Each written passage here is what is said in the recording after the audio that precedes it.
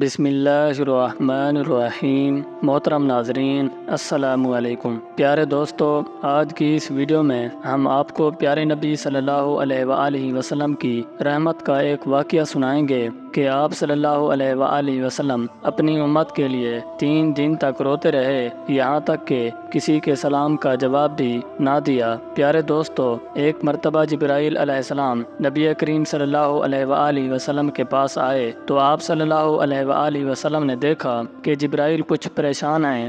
آپ صلی اللہ علیہ وآلہ وسلم نے فرمایا، جبرائیل کیا معاملہ ہے کہ آج میں آپ کو غم زدہ دیکھ رہا ہوں؟ جبرائیل نے عرض کی، اے اللہ کے رسول صلی اللہ علیہ وآلہ وسلم، کل میں اللہ پاک کے حکم سے جہنم کا نظارہ کر کے آیا ہوں، اس کو دیکھنے سے مجھ پہ غم کے آثار نمودار ہوئے ہیں۔ نبی کریم صلی اللہ علیہ وآلہ وسلم نے فرمایا، جبرائیل مجھے بھی جہنم کے حالات بتاؤ۔ جبرائیل نے عرض کی کہ جہنم کے کل 7 درجے ہیں، ان میں جو سب سے نیچے والا درجہ ہے اللہ پاک اس میں منافقوں کو رکھے گا، اس سے اوپر والے 6 درجے میں اللہ تعالیٰ مشرک لوگوں کو ڈالیں گے، اس سے اوپر 5ویں درجے میں اللہ پاک سورج اور چاند کی پرستش کرنے والوں کو ڈالیں گے، 4تھے درجے میں اللہ پاک آتش پرست لوگوں کو ڈالیں گے، 3رے درجے میں اللہ پاک یہود کو ڈالیں گے، اور 2رے درجے میں اللہ پاک عیسائیوں کو ڈالیں گے۔ یہ کہہ کر حضرت جبرائیل علیہ السلام خاموش ہو گئے تو نبی کریم صلی اللہ علیہ وآلہ وسلم نے پوچھا،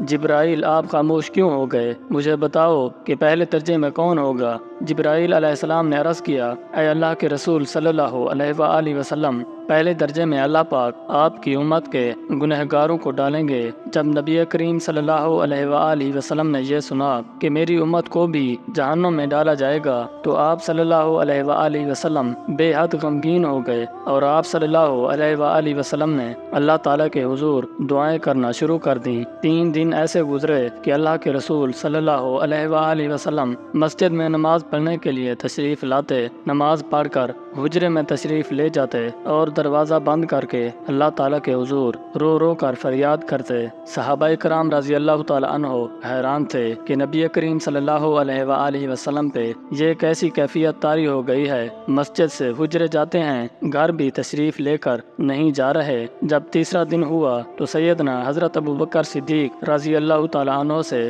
رہا نہیں گیا، وہ دروازے پہ آئے اور دستک دی اور سلام کیا، لیکن سلام کا جواب نہیں آیا۔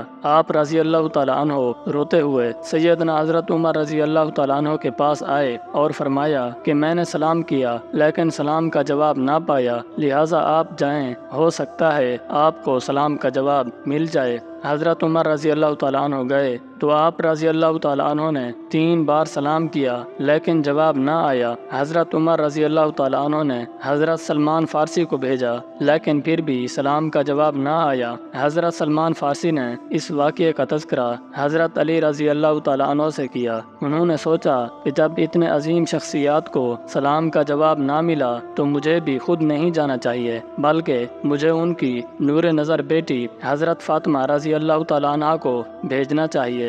لہٰذا حضرت علی رضی اللہ تعالیٰ عنہ نے حضرت فاطمہ رضی اللہ تعالیٰ عنہ کو سب احوال بتا دیا۔ آپ رضی اللہ تعالیٰ عنہ حجرے کے دروازے پہ آئی اور کہا، ابا جان السلام علیکم۔ بیٹی کی آواز سن کر محبوب کائنات صلی اللہ علیہ وآلہ وسلم اٹھے، دروازہ کھولا اور سلام کا جواب دیا۔ حضرت فاطمہ رضی اللہ تعالیٰ عنہ نے کہا، ابا جان آپ پر یہ کیا کیفیت ہے کہ 3 دن سے آپ یہاں تشریف فرما ہیں؟ نبی کریم صلی اللہ علیہ وآلہ وسلم نے فرمایا کہ جبرائیل نے مجھے آگاہ کیا ہے کہ میری امت بھی جہنم میں جائے گی۔ فاطمہ بیٹی، مجھے اپنی امت کے گناہ گاروں کے غم کھائے جا رہے ہیں اور میں اپنے مالک سے دعائیں کر رہا ہوں کہ ان کو معاف کر اور جہنم سے بری کر۔ یہ کہہ کر پھر آپ صلی اللہ علیہ وآلہ وسلم سجدے میں چلے گئے اور رونا شروع کیا، یا اللہ میری امت، یا اللہ میری امت کے گناہ گاروں پر رحم کر، ان کو جہنم سے آزاد کر۔ اتنے میں حکم آ گیا، وَلَسَوْفَ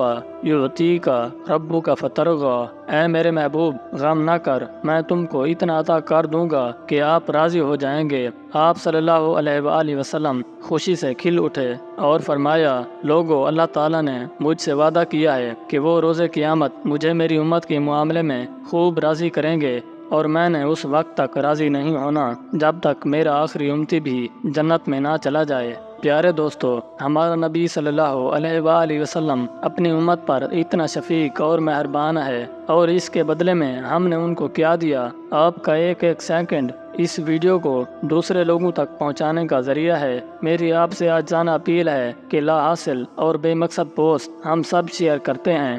آج اپنے پیارے نبی صلی اللہ علیہ وآلہ وسلم کی رحمت کا یہ پہلو کیوں نہ شیئر کریں؟ آئیں ایک ایک شیئر کر کے اپنا حصہ ڈالیں، کیا پتہ کون گناہگار راہ راست پہ آ جائے۔